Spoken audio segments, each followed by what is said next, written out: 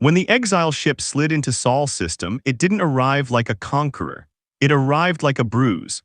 Its hull was a patchwork of salvage plates welded over older wounds, a long-bodied vessel designed for cargo that now carried lives in every corridor and duct space. Even its transponder stuttered, as if the ship had to gather courage to say its name. Earth's outer sentry stations noticed it the way you notice a flicker at the edge of your vision.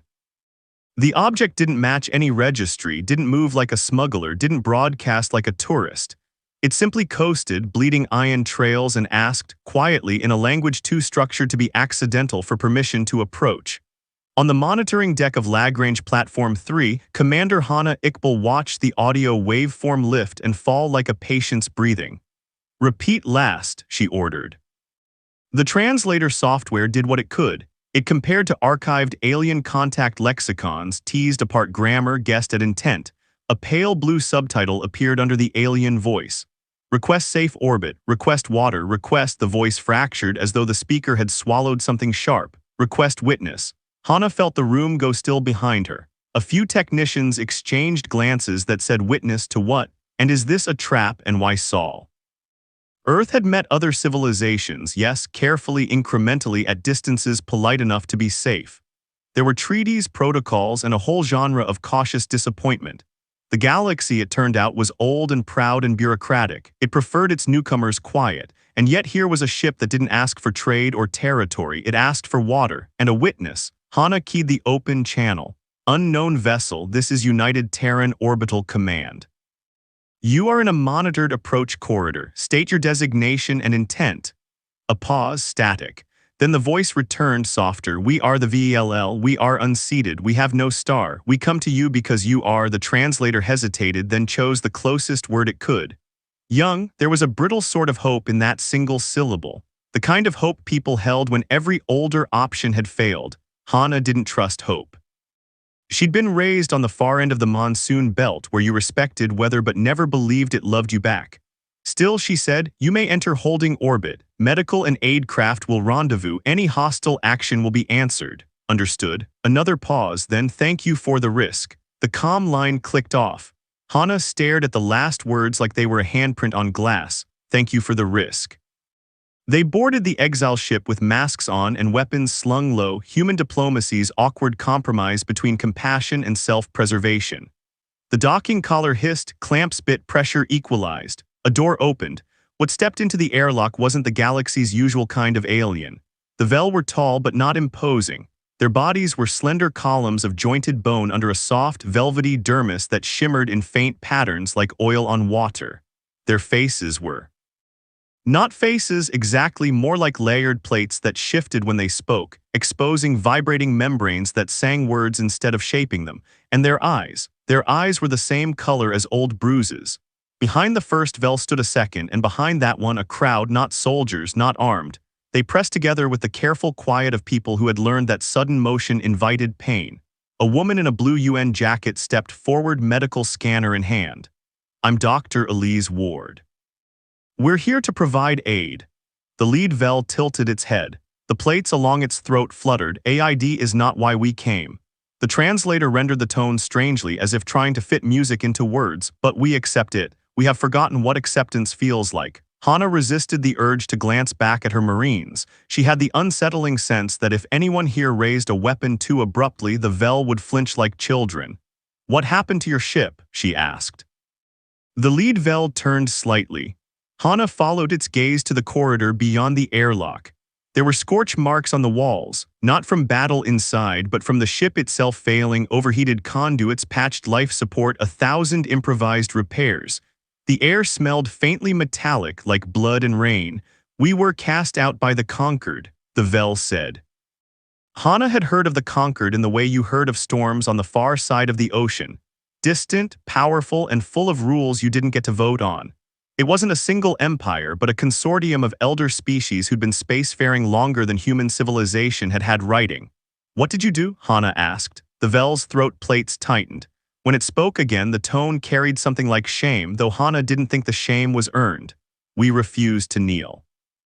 They gathered in the station's debrief chamber, humans on one side of a long table, VELL on the other. Water sat in transparent pitchers. The Vel watched it like it might vanish if they blinked. Hana let Dr. Ward do the immediate triage while the diplomats arrived, but she stayed. She wanted to see the story as it was told, not as it was summarized. The Vel spokesperson introduced itself as SAE, a name that translated awkwardly into a single syllable like a dropped coin. SAE placed 3 thin fingers on the table. "We were a client species," Dr. Ward murmured into Hana's ear. "Dependent pressured, their physiology shows nutritional stress consistent with resource withholding." Hana nodded slowly. "Resource withholding wasn't an accident, it was a tool." SAE spoke again. "The conquered is built on order. Order requires examples." A pause. The throat plates fluttered. "When we were invited into their light, they offered safety. They offered trade.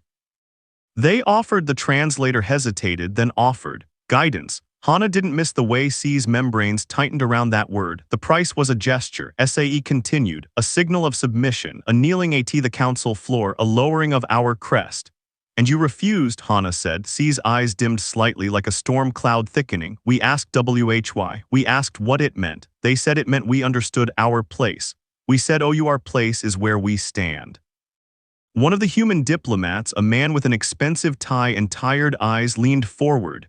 "So they sanctioned you? They took our trade, they took our access, they took our water RIGHTS." SAE said it without dramatics, as if listing the steps of a procedure. "They declared US unseated, without star, without flag, without protection." Hana felt her fingers curl under the table. Water rights. She thought of her childhood town where a dried riverbed had been a scar you walked beside every day. Water was never just a resource. Water was leverage. Water was life. "And you came here," Hana said, "because we're young." C's eyes lifted, meeting hers directly. "You are not in their shadow yet," SAE said. "You are new enough to disagree." The diplomat with the tie let out a dry laugh. "You came to the newest kid on the block because the old kids are bullies." C's throat plates rippled. "Yes." It was such a simple agreement that Hana almost smiled. Almost. "Why ask for a witness?" she asked. C's membranes stilled. The room seemed to lean closer. "Because they will lie about us," SAE said. "They will say we were violent. They will say we broke law. They will say our children are disease. They will say we deserved casting out." C's fingers pressed harder to the table as if anchoring itself. "We came to us so someone would know the shape of the truth." Hana's throat went tight. She stood at too many memorial walls to pretend truth couldn't be reshaped by power. "What do you want from Earth?" she asked, and hated that it sounded like a transaction. SAE stared at the pitchers of water again, then looked back up. "A place to be unafraid, a beat, and permission to stop running." The first thing Earth did was send water, not as a symbolic bottle for cameras, but in tanker after tanker. Ice harvested from a Kuiper Belt chunk. Purified mineral balanced, delivered with medical teams and engineers and quiet practical efficiency. The second thing Earth did was argue. Parliamentary chambers and security councils lit up with voices. Some said we can't anger the conquered. Some said we can't take on refugees from an interstellar dispute. Some said this is a test. If we pass, they'll respect us. Others said if we pass, they'll mark us as pliable. Hana listened to the debates and felt something old and stubborn in her chest. Humans had always been told their place, by kings, by empires, by geography, by hunger, by the unspoken rules of who got to drink first. And every time, eventually, someone had said, no, it wasn't always noble, it wasn't always clean, but it was human. Dr. Ward visited the Vel quarters daily. She came back with haunted eyes. "They're rationing," she told Hana on the third day. "Even now. We've given them enough water for months, and they're still taking sips like they expect punishment." "Trauma behavior," Hana said. "It's more than that," Ward whispered. Their kids don't play, they watch the doors." Hana stared out at the curve of Earth beneath the station, blue and white and deceptively peaceful. "Teach them," Hana said quietly. Ward blinked. "Teach them what?" "That the door stays shut unless they open it," Hana said. "Teach them what it feels like to choose." Ward's face softened. "We can try." The conquered envoy arrived a week later. It came in a ship that looked like a polished bone, smooth and perfect, with gravity plates that purred like cats. It didn't request permission to approach the way the Vel had, it notified. In the station's diplomatic hall beneath flags and cameras, the envoy stepped forward. It was a Keth, one of the elder species, shorter than a human, heavier, with skin like layered stone. Its eyes were black marbles, unreflective. It spoke with the certainty of a being whose words had been law for centuries. Earth of Sol, the Keth said, voice translated crisply, you are in possession of a rogue group. The Vel have been declared unseated by conquered decree. By hosting them, you interfere with lawful sanction. The human diplomat with the tired eyes replied, they requested asylum. The Keth's expression did not change, but the air around it seemed to cool. Asylum is a concept for equals, it said. The Vel are not equals. They are a client species. Their place was granted. They refused the gesture. They refused the order. Hana stood at the edge of the hall, security detail, her palms itching. The diplomat said carefully, we do not recognize forced submission gestures as lawful. A ripple went through the Keth's attendants. The envoy inclined its head by a millimeter. Earth is young, it said, as if explaining a child's mistake. You do not understand the cost of disorder. If a client species may refuse, others will follow. Your galaxy will fracture. The diplomat's mouth tightened. And if you starve them for refusing to kneel, he said, what fractures then? The Keth's gaze slid briefly toward Hana's side of the hall as if it could sense where the sharp edges were. You are welcome to your moral posture, it said, but there are consequences. Conquered ports will close to you. Navigation corridors will become less cooperative. Trade tariffs, data access, medical exchange.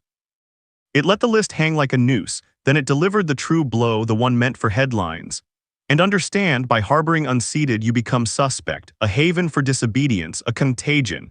Hana watched the cameras tilt to catch human reactions. She saw fear, she also saw anger, and under both, something stubborn beginning to rise. The diplomat breathed in, then said, we will accept the consequences. The Keth's stone-like face remained still.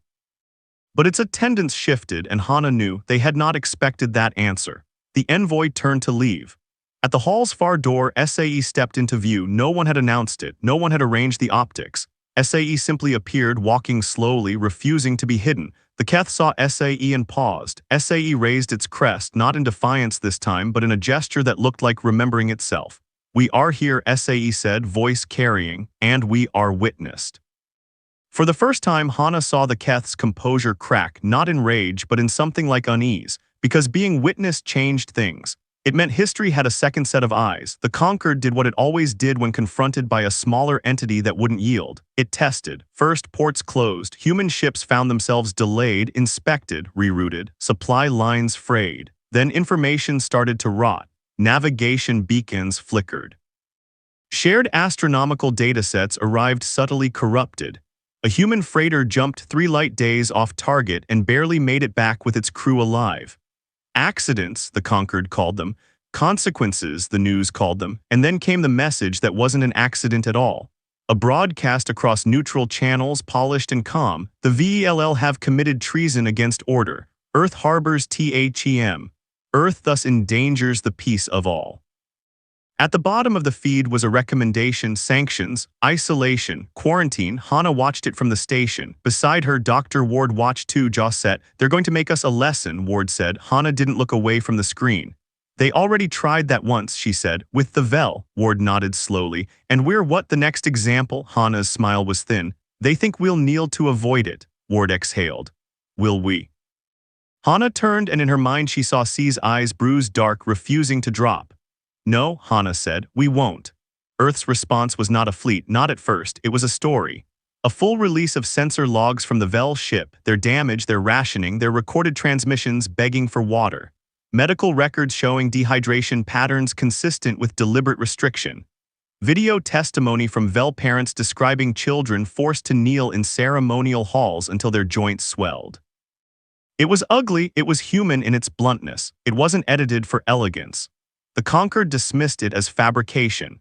So Earth did the second thing humans always did when told the truth didn't matter. They built infrastructure. Within months, Sol became a place you could navigate without conquered corridors.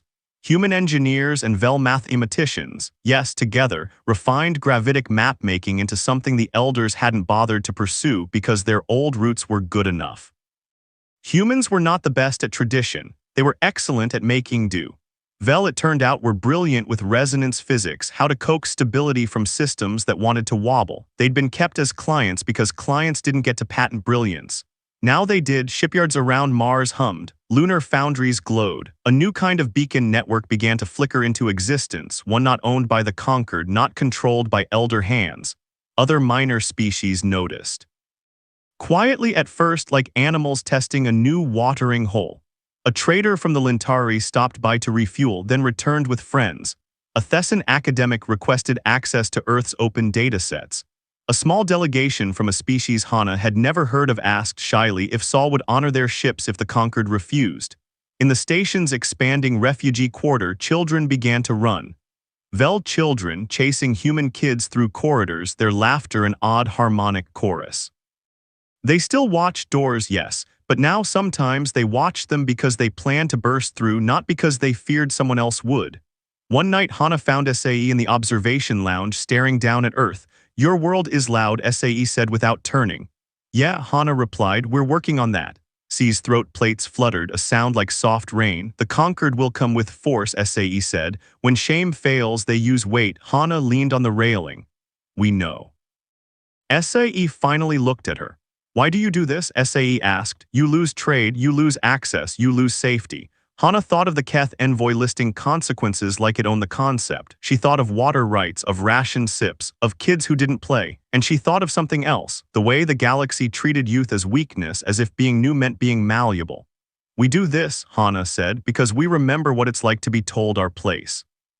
And because we're weirdly allergic to being told what to do." C's membranes shifted, almost like a smile. "That is not all," it said. Hana didn't deny it. "It's also," she admitted, "because if we let them do this to you, we're accepting the rule that power decides personhood. And once you accept that rule, you don't get to complain when it's your turn." C's eyes darkened in a way that felt like gratitude. "Then you are not young," SAE said softly. "You are," the translator searched, then landed on a word that made Hana's chest tight. "Dangerous." The conquered fleet arrived at the edge of Sol like a line of knives. Not enough to invade Earth, too costly, too bold, but enough to demonstrate dominance, enough to make a point. Their message was simple: release the unseated, close your haven, return to order. Earth's defense fleet formed up near the beacon ring, new beacons, human-made, well-tuned, humming with resonance that made space feel steadier somehow.